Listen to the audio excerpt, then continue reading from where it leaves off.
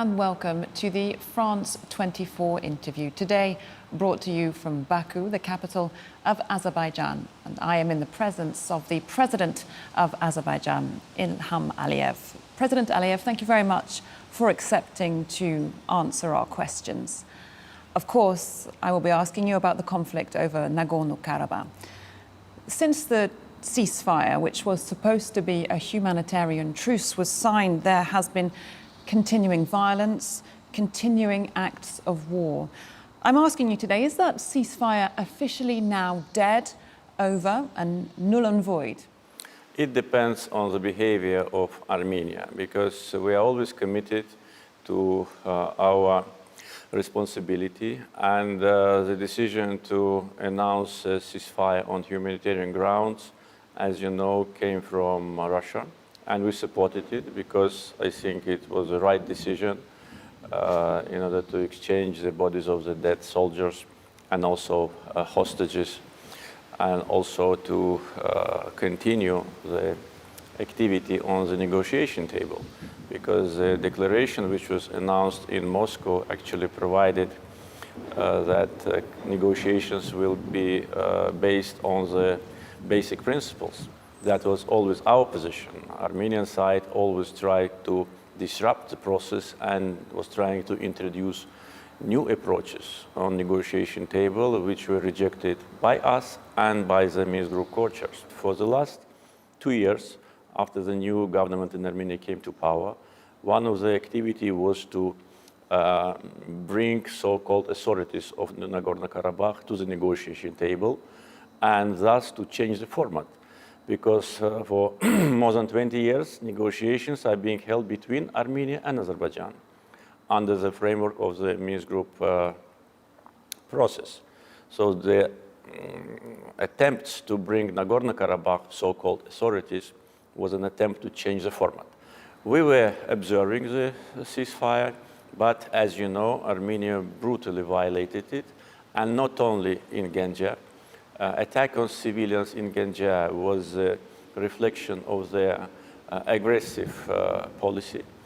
And also they every day violate ceasefire. I was informed this morning that since 7 o'clock to 9 o'clock in the morning, they more than 150 times shelled the city of Terter and Agdam. And unfortunately, we have one victim today among civilians in Terter. But Azerbaijan has also continued to fire, has it not?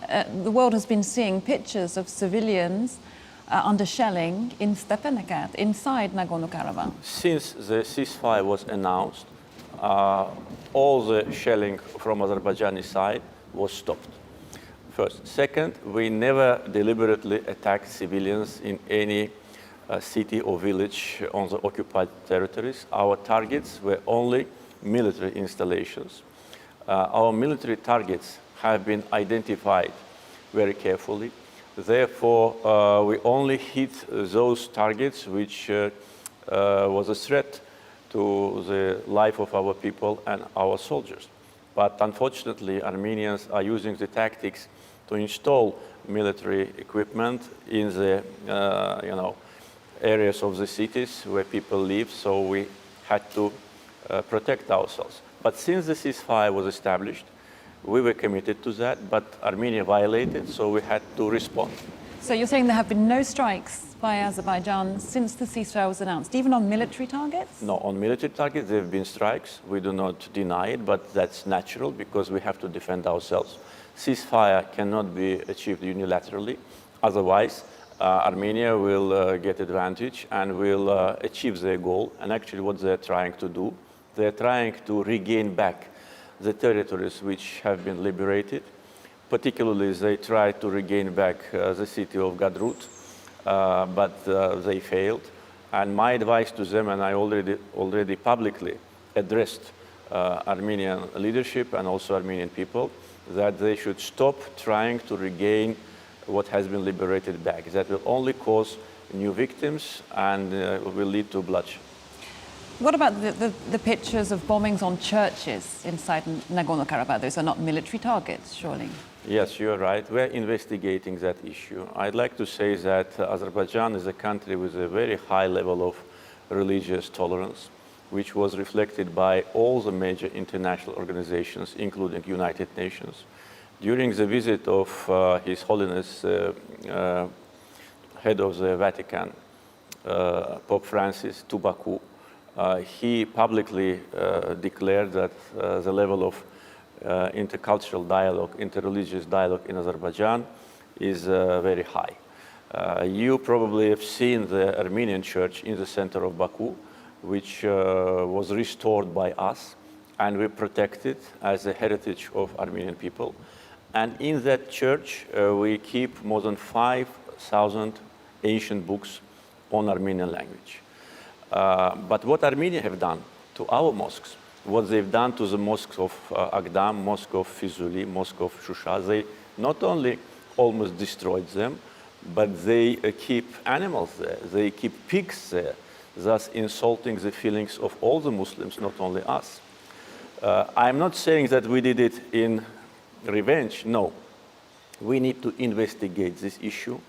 We are not sure about what happened. We have doubts that that could have been done by Armenians in order to blame us. If it was done by Azerbaijani military units, that was a mistake, and we don't have any historical or religious target among those targets which we have. I want to ask you about the diplomatic process now. Mediation has been ongoing with the OSCE Minsk group, the co-chairs at the moment, France, US and Russia. Do you think that structure should remain, that France should remain a co-chair in those negotiations? We're receiving the contradictory statements and some messages from the very beginning of the outbreak. But I think due to our mutual diplomatic efforts, we managed to keep situation under control. As you know, I received several phone calls from President Macron, and our last conversation was very positive.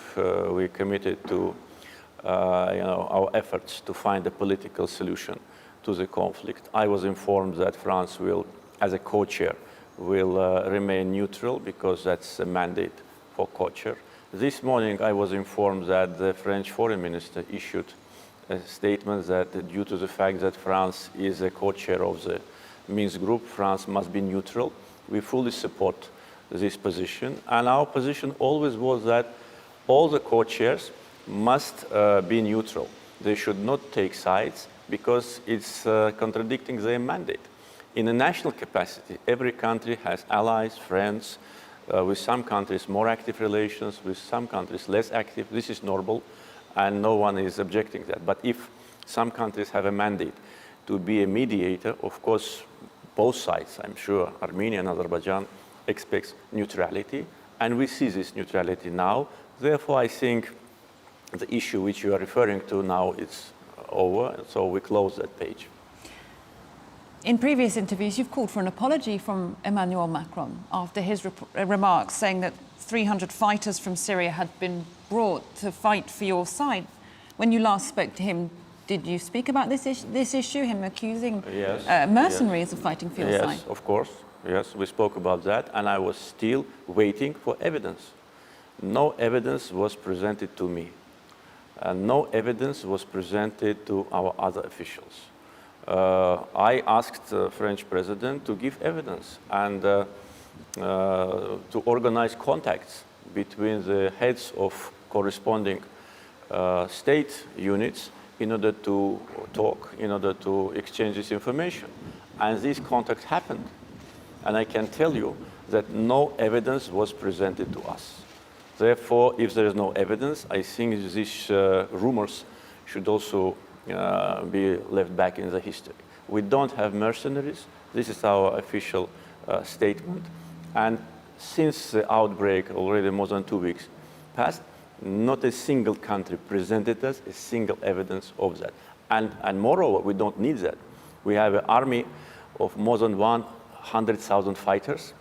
And what we are doing now on the ground demonstrates that our army is capable to liberate its lands itself. France's Foreign Minister, Jean-Yves Le Drian, has said that there is Turkish military involvement which risks internationalization of this conflict. Is he wrong about that? Yes, he's wrong about that. Turkish military involvement is another fake news. There is no military involvement of Turkey. We are using Turkish military equipment. This is true, but we are using military equipment of Russia, military equipment of Israel, military equipment of other countries. And we buy this military equipment, unlike Armenia, which gets it free of charge. Turkey is in no way, other than political, is present in the process. There are no Turkish forces. Turkish F-16, they are here, but they have been left here after the joint military training. By the way, last year we had 10 joint military training with Turkey, including Air Force. This year, due to pandemic, we had only 2, and it happened that just after the military training, this outbreak happened. So we decided to keep F-16 on the ground, and they are on the ground. They are not in the air. How many Turkish drones are you deploying? We have enough in order to achieve our targets. I think that you can understand me that this is information which I prefer not to disclose. But are they making the difference in this conflict for you? Of course. They are very modern, sophisticated weapons.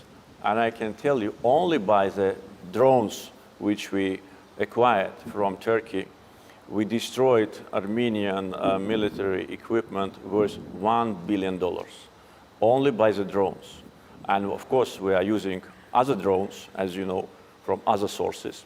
We are using artillery, we are using broad range of military equipment, but only the drones made a damage to Armenia worth $1 billion, and that's a serious damage for them. I wonder where did they get so much money to buy all this equipment? Probably they got them free of charge. I'm afraid we'll have to leave it there. So many more questions, of course, we could ask you, but thank you very much, President Ilham Aliyev, for answering our questions today. And thank you at home for watching. Do stay tuned to France 24. More international news coming right up.